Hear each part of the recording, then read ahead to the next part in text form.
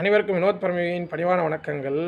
நம்ம சக்கரங்களை பற்றியான விளக்கங்களை தெரிஞ்சுக்கிட்டு வரோம். ஸோ இது வந்து 6வது சக்கரம். இந்த 6வது சக்கரத்துடைய பெயர் என்ன அப்படின்னு நீங்கள் பார்க்க போனீங்கன்னா, ஆக்னிய சக்கரை அப்படின்னு சொல்லுவாங்க.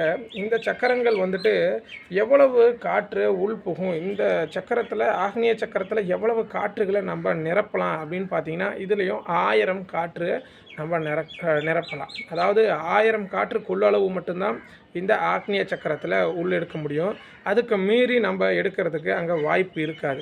ஸோ இந்த ஆக்னிய சக்கரத்தை நம்ம 1000 காற்றுகளை புகும் பொழுது எடுக்கும் பொழுது நம்மளுடைய தேடை அப்படின்னு சொல்லக்கூடிய 3ஆம் கண்ணான திறக்கிறதுக்கான ஒரு வாய்ப்பு இருக்கும். ஸோ இதெல்லாம் திறந்தால் என்ன ஆகும் அப்படின்னாக்கா, உங்களுடைய நிலைப்பாடுகள் மாற்றம் அடையும் அப்படின்றதுக்காக தான் ஸோ இந்த விளக்கங்கள்லாம் இருக்குது. இதை நீங்கள் கற்றுக்கணும் அப்படின்னா கண்டிப்பாக பிராணாயாமா பயிற்சியை மேற்கொள்ளணும்.